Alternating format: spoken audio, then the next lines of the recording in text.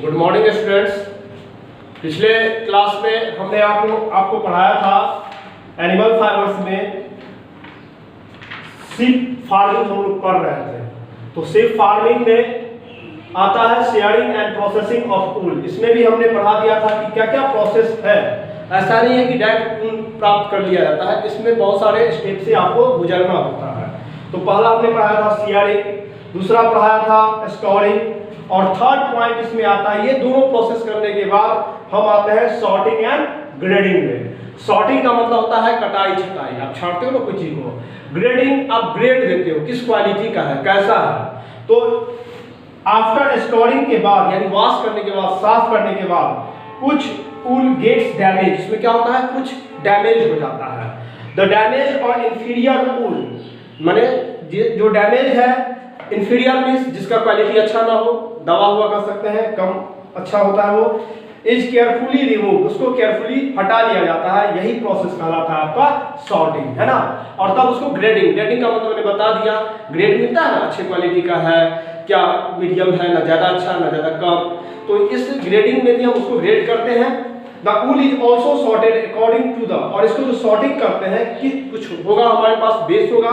तो पहला होता है लेंथ के आधार पर, कलर के आधार पे, टेक्सचर के आधार पे, और ऑफ फाइबर्स के यानी टेक्सचर के आधार पे। दिस इज कॉल्ड ग्रेडिंग, यही कहलाता है grading. The price of the wool is determined by the grade of the wool. तो ऊल का जो प्राइस मार्केट में डिटरमाइंड होता है, निर्धारित होता है, वो उसके ग्रेड के आधार पे, किस ग्रेड का है, कैसा क्वालिटी है इसका, है ना। The fine wool is priced high, जो बहुत ही महीन पतला ऊन होता है उसका प्राइस बहुत ज्यादा होता है। Fine wool is used to make light weight textiles, क्योंकि इस प्रकार के ऊन से जो कपड़ा बनता है वो बहुत ही हल्का वजन वाला होता है, वस्त्र होता है, वही बनता है। तो आप लोग देखिएगा, जो ज्यादा कॉस्ट का होता है वो ज्यादा आपको बॉडी को गर्म रखता है, बहुत ज्यादा ड्यूरेबल होता है, और मेंटेन तो खैर हाई है, मेंटेन करना पड़ता है। उनका कपड़ा है तो मेंटेन करना ही पड़ेगा, तो उसका कॉस्ट आपको ज्यादा पड़ेगा। तो ऊन में ऐसा थोड़ी है कि सभी लोग अच्छे क्वालिटी का ही पहनते हैं। सबका अपने जितना वो अफोर्ड कर सकते हैं उस हिसाब से वो खरीदते हैं और पहनते हैं। तो हर प्रकार का ऊन जो शॉर्टिंग होता है सभी का बनता है, ऐसा नहीं है। सभी का स्वेटर बनता है, मफलर बनता है, जैकेट बनता है, जहाँ जहाँ यूज है ऊन का वो किया जाता है। अब आपके पास आप उसको अफोर्ड कर पाते हो या नहीं कर पाते हो, वो डिपेंड हम लोग भी करता है। नेक्स्ट स्टेप है आपका कार्डिंग। कार्डिंग को दूसरे शब्दों में या कहिए कॉमिंग, कंघा जिसको कहते हैं, कंघा करते हैं, है ना। तो combing, before wool can be used for making fabric, यानी ऊल का फैब्रिक बनाने से पहले इसको क्या कहते हैं, सीधा कर लिया जाता है, स्ट्रेंथ, है ना, स्ट्रेंथ एंड क्लीन, साफ कर लिया जाता है। द टैंगल्ड फाइबर्स, जो टैंगल्ड फाइबर्स होता है, टैंगल्स होते हैं ना, ऐसे जो टैंगल्स फाइबर्स होता है, are separated to from continuous fibre. मान लीजिए कोई सीधा फाइबर्स है, कोई इधर टैंगल्स है, ऐसे करके है, तो उस सब फाइबर्स को क्या किया था, पहले अलग कर लिया जाता है। जो ये क्या है, कंटिन्यूअस फाइबर है, उससे अलग कर लिया जाता है। यही प्रोसेस कहलाता है कार्डिंग, है ना। कंघी कर करके, जैसे बाल आप लोग कंघी करते हैं बाल में, तो देखते हैं जो टेढ़ा मेढ़ा बाल होता है वो थोड़ा सा हट जाता है, अपना साइड ढक लेता है।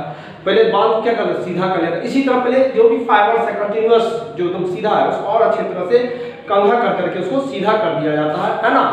और जो टैंगल्स फाइबर है उससे अलग कर लिया जाता है। In carding the wool fibres are passed through a series of metal teeth, एक मेटल टीथ से होकर उसको गुजारा जाता है, स्ट्रेटन द फाइबर्स को सीधा करने के लिए। The woollen fibres are given different colours, woollen fibres आपको डिफरेंट कलर्स देता है यूजिंग डाइज और केमिकल्स। यानी हम कह सकते हैं कि कॉमिंग और कार्डिंग के बाद, उस स्टेप के बाद आप उसको डाइंग कर सकते हैं। डाइंग डिफरेंट कलर में आप उसको रंग सकते हैं, है ना। जो मार्केट में आप डिफरेंट कलर्स का देखते हैं वूलन क्लॉथ्स। उसके बाद आता है स्पाइनिंग एंड वीविंग। तो कार्डेड ऊन जो होता है, जब कार्डेड कर लिया जाता है, then stretched and twisted into a thin yarn, पतले यार्न में ट्विस्टेड कर लिया था। आप यहां देख रहे हैं डायग्राम में क्लियर दिया हुआ है, ट्विस्टेड करके यार्न बना लिया जाता है। These thin yarns are spun कर लिया जाता है एंड ज्वाइंड टुगेदर, और दोनों को जोड़ा जाता है to form a single strand of yarn, और एक सिंगल स्ट्रैंड ऑफ यार्न तैयार होता है। यहाँ देख रहे हैं सबका एक सिंगल स्ट्रैंड ऑफ यार्न तैयार होता है। उलेन यार्न इज वुवन और डिटेल। तब ये जो यार्न यानी ऊन का जब गोला तैयार हो जाता है, गोला बना लिया जाता है ना, तब जो तैयार कर लिया जाता है उसको तब वुवन और डिटेल इनटू फैब्रिक, तब उसका फैब्रिक बनता है। Then used to make finish product such as clothes and bags, और लास्ट में इसका जो प्रोडक्ट बनेगा वो तैयार किया जाता है। आपको कपड़ा बनाना है, बैग्स बनाना है, जो बनाना है उस पे आपको वो किया जाता है। तो आपने समझ गया कि किस किस प्रोसेस से आपका ऊन का कपड़ा तैयार होता है ना। पहले तो भेड़ को पाला जाता है, उसको रियरिंग किया जाता है, ब्रीडिंग किया करवाया जाता है, उसके बाद उसमें क्या क्या प्रोसेस आता है वो आपको मैंने बताया। नेक्स्ट आपका अब आता है प्रॉपर्टीज ऑफ ऊन। प्रॉपर्टीज तो होगा कुछ ना कुछ, उसका क्वालिटी होगा। प्रॉपर्टीज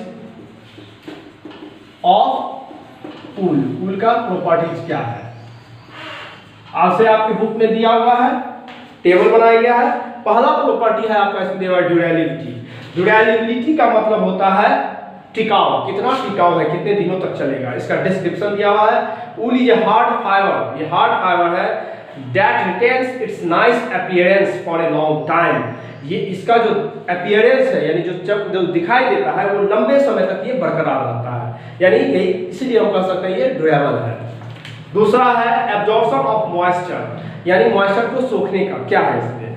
तो as a fabric wool absorb moisture from the body and retains it inside its fabric, और उसको फैब्रिक नहीं उसको वो रखता है जो आपको मदद करता है, हम लोग को मदद करता है टू होल्ड बॉडी हीट, यानी आपके बॉडी को गर्म रखता है।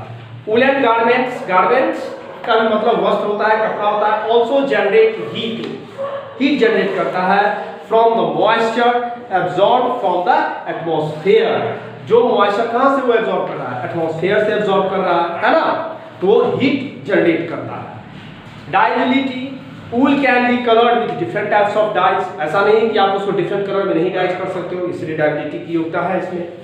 रेजिस्टेंस टू फायर, प्रतिरोधक, आग का कितना ये प्रतिरोधक है। One of the properties of wool is that it does not burn easily, ये आसानी से नहीं जलता है। व्हेन सब्जेक्टेड टू फ्लेम्स, कोई फ्लेम जो होता है लॉ, it will smoulder instead, smoulder instead माने वो क्या होता है, एक सिर्फ फ्लेम नहीं देगा, वो जलेगा और एक अजीब सा दुर्गंध आपको देगा, है ना, फ्लेम नहीं देता है। केमिकल स्ट्रक्चर इसका क्या है, ऊल इज कंपोज्ड ऑफ, इसका मिश्रण है natural proteins which are biodegradable, एक प्राकृतिक प्रोटीन का मिश्रण है ये, है ना। सीप का जो ये नेचुरल प्रोटीन्स का मिश्रण है जो बायोडिग्रेडेबल होता है। बायोडिग्रेडेबल वो चीज होता है जो आपके एनवायरनमेंट के साथ मर्ज कर जाता है, घुल मिल जाता है, मिल जाता है। इंसुलेटर नेचर क्या है इसका, ये does not allow heat to transfer, यानी अनुमति नहीं देता ट्रांसफर थ्रू इट इजीली, आसानी से इसको ट्रांसफर नहीं होने देता है।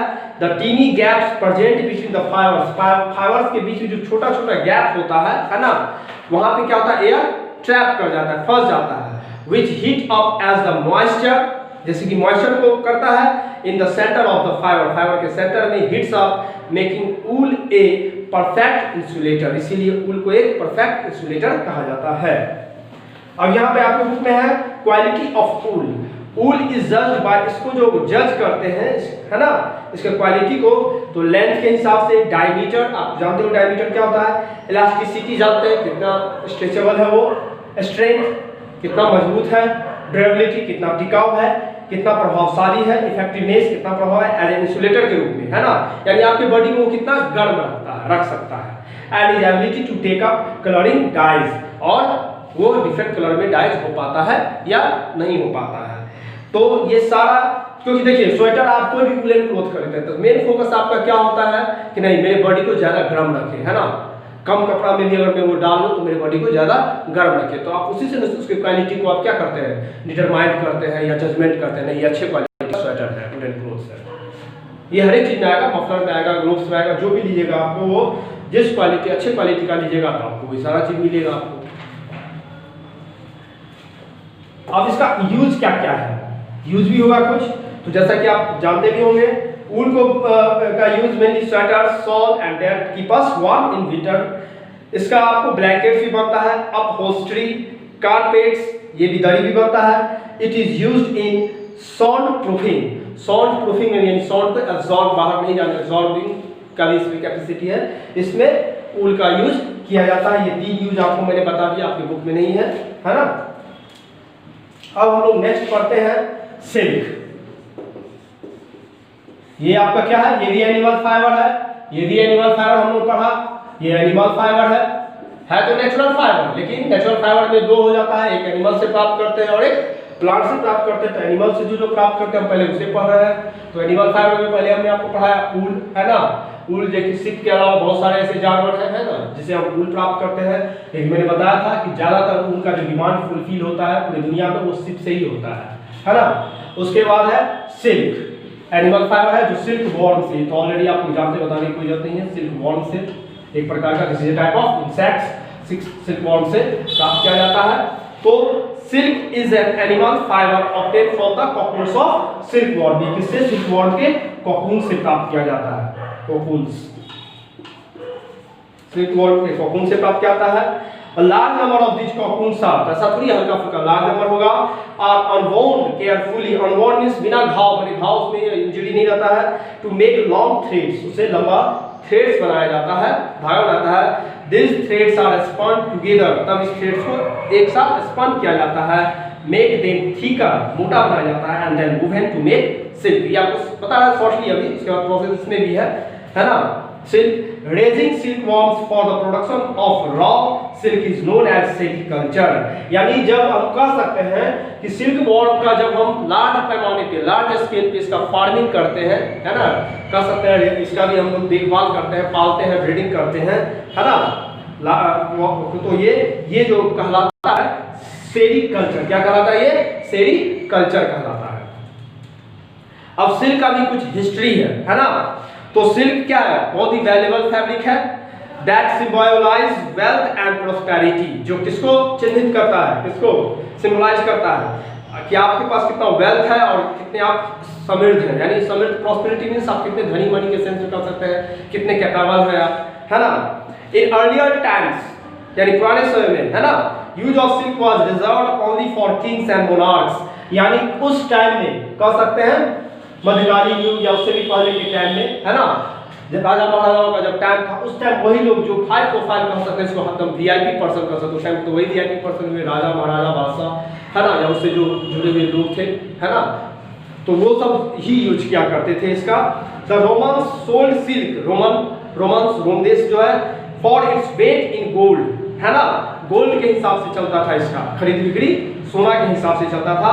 Chinese have been using silks, और सबसे पहले इसका यूज चाइना में हुआ और चाइनीज ने यूज किया 27th सेंचुरी बीसी, है ना, 27वीं शताब्दी में कह सकते हैं। China is credited with the first production of silk at around 3000 BC, यानी 3000 साल बीसी, यानी बिफोर क्राइस्ट से पहले 3000 साल पहले से सिल्क का इसने यूज करना चाइना में इसका प्रारंभ हुआ।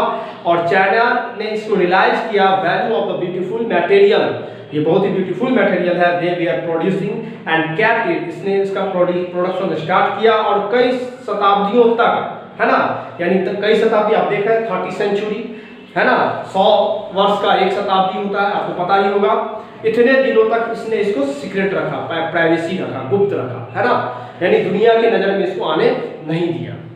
कैसे ये कैसे किया जाता है, क्या होता है ना। यहाँ पे आपको वंडर बॉक्स में भी दिया हुआ है, silk is commonly obtained from silk worms. और हाउएवर, जबकि रिसेंट टाइम्स में, हाल के दिनों में, scientist have come up with innovation, innovation means होता है क्रिएटिव, जिसको कह सकते हैं कुछ नया खोजना, कुछ नया करना।